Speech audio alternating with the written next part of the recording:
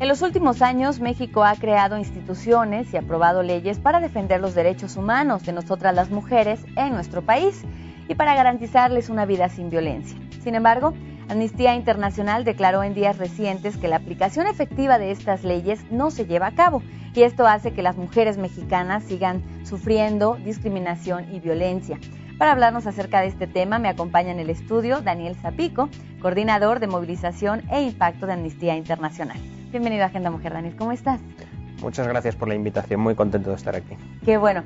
Se hace ¿qué será? ¿Como un informe reciente o estas declaraciones acerca de que, si bien es cierto que en nuestro país, en México, existen muchas leyes, ¿no?, que de alguna manera tratan de garantizar la seguridad de nosotras las mexicanas, no se están llevando a cabo o de la manera correcta?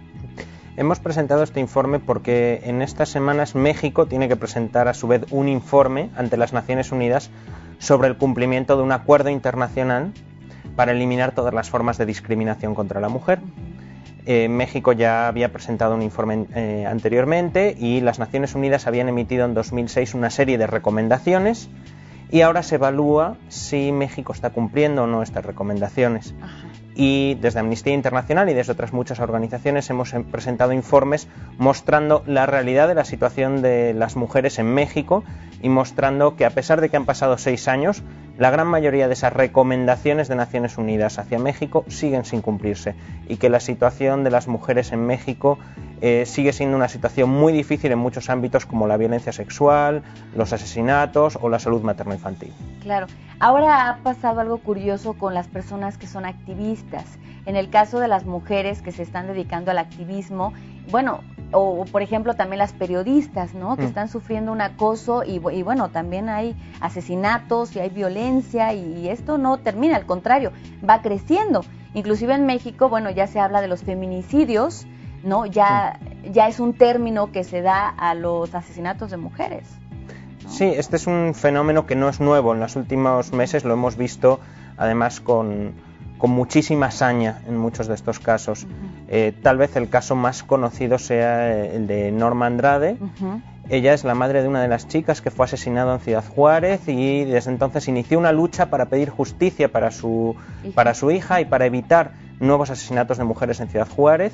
Y a finales del año pasado fue atacada, le dispararon 5 veces, las autoridades de la ciudad declararon que había sido un intento de asalto, un intento de robo que nunca se aclaró, y posteriormente ella se traslada aquí al DF y de nuevo aquí en la Ciudad de México es atacada, la intentan apuñalar.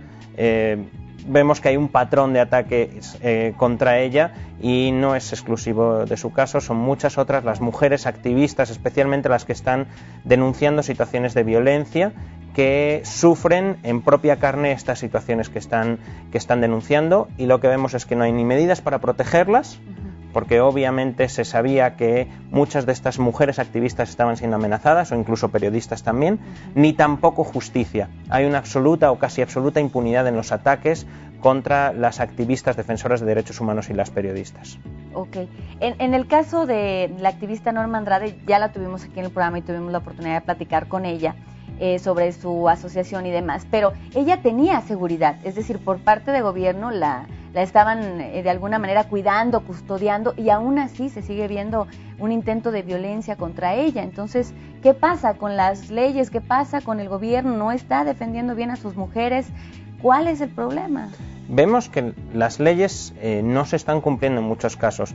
Obviamente no es lo mismo tener medidas de protección que tener medidas de protección efectivas.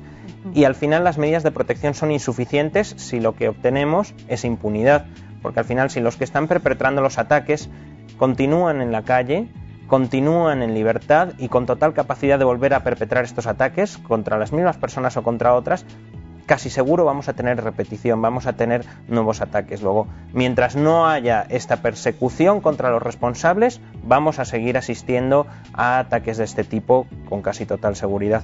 Y lo que vemos más genéricamente es que, aunque decías al principio que se han aprobado leyes, muy significativamente la ley de acceso de las mujeres a una vida libre de violencia, vemos que la mayor parte de las previsiones de esta ley no se están implementando. El gobierno no está cumpliendo con lo que está establecido en estas normas y, por supuesto, el papel puede aguantarlo todo, pero si no hay medidas efectivas, la situación no cambia. Claro, la aplicación, ¿no? Y la legalidad también de estas leyes. Ahora, hablando de las recomendaciones, bueno, la ONU hace recomendaciones, veo que en su informe Amnistía Internacional también hace recomendaciones. Sí. ¿Hasta qué grado los gobiernos o los países siguen estas recomendaciones? Es decir, es una recomendación que yo te doy, pero si esto no mejora, si esto no avanza, ¿qué pasa con esas recomendaciones? ¿Se quedan ahí? ¿Hay una manera de ya hacerlas un poquito más, pues no que sean de si quieres o ves, sino es necesario? Estas recomendaciones no son en realidad de si quieres, sino que indican a México que está fallando al cumplir con sus compromisos internacionales y cómo tiene que hacer para cumplirlos.